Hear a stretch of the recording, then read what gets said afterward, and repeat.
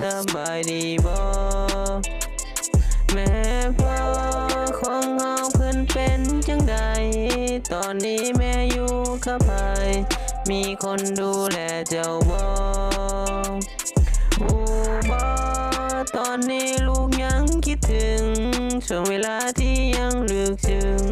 วันเวลาก็ยังคิดถึงแม่พ่ออยู่เดิ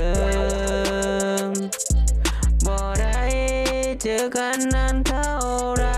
3 ปีผ่านไปแล้วเด้อพ่อเด้อบ่นานเดี๋ยวก็ได้เจอโอ้ยรอก่อนเด้ออีก2-3 ปีถ้ามีโอกาสเมื่อใดลูกจะกลับไปหาพ่อกับแม่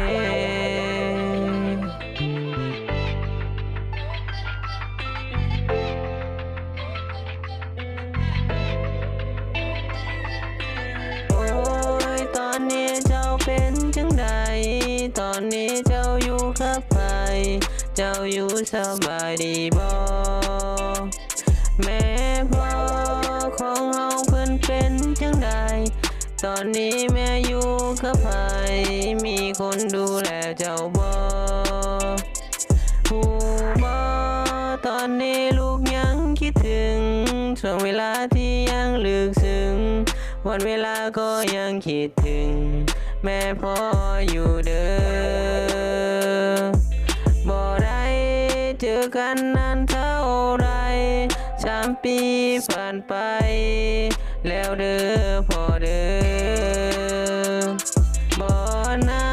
นเดี๋ยวก็ได้เจอโอ้ยรอก่อนเด้ออีก2-3 ปี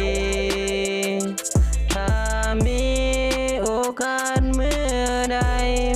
ลูกจะกลับไปหาพ่อกับแม่